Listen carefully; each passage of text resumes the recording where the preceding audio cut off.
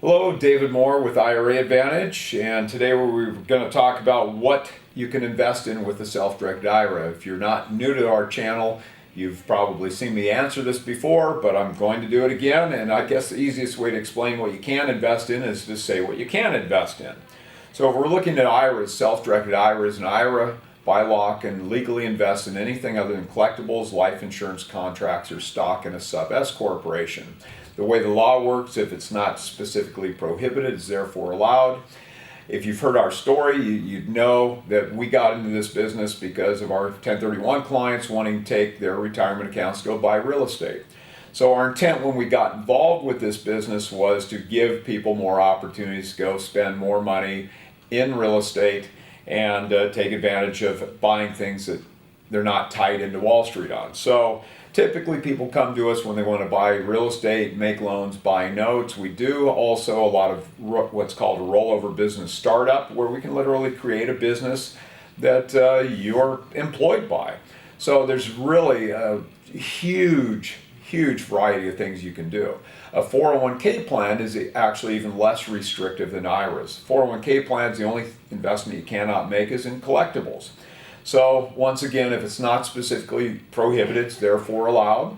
Real estate, for the context of most of our clients, is not prohibited, therefore it's allowed. When we're looking at that real estate, a common question that does come up that is prohibited is they'd like to buy the property to occupy with their business, and that would constitute a prohibited use. It's not the investment in the building, that's not the problem. The problem is the use of that building. So when I look at a 1031 exchange, for example, I look at it for four basic cornerstones. It's got to be an exchange. What's given and received have to be of like kind. We have to satisfy what we call the napkin test, which means you go across or up in value and equity. You're going to hear lots of people talk about having to replace debt in an exchange. Totally wrong. Debt does not have to be replaced. You can have a reduction in debt in two ways.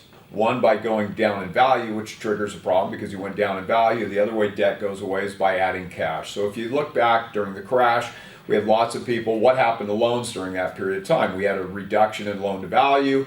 You had to add principal on top of that. A lot of people had a reduction in equity. The properties went down. So we had situations where people couldn't even get financed in some situations. They'd have to buy a property outright. They'd come in, they'd ask, hey, do I have to pay off this property predisposition because I don't want debt on the replacement? Those are my four cornerstones on 1031. Well, if we're looking at IRAs or 401k plans, I look at two issues.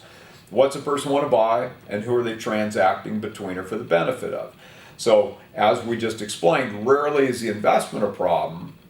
What typically is going to cause an issue is a transaction between or for the benefit of that disqualified party. So once again, back to the business property. You want to buy the building your business is going to occupy. You can't because it's a prohibited transaction between disqualified parties.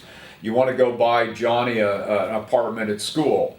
Can't do that. Johnny, your kid, is a disqualified party to your plan.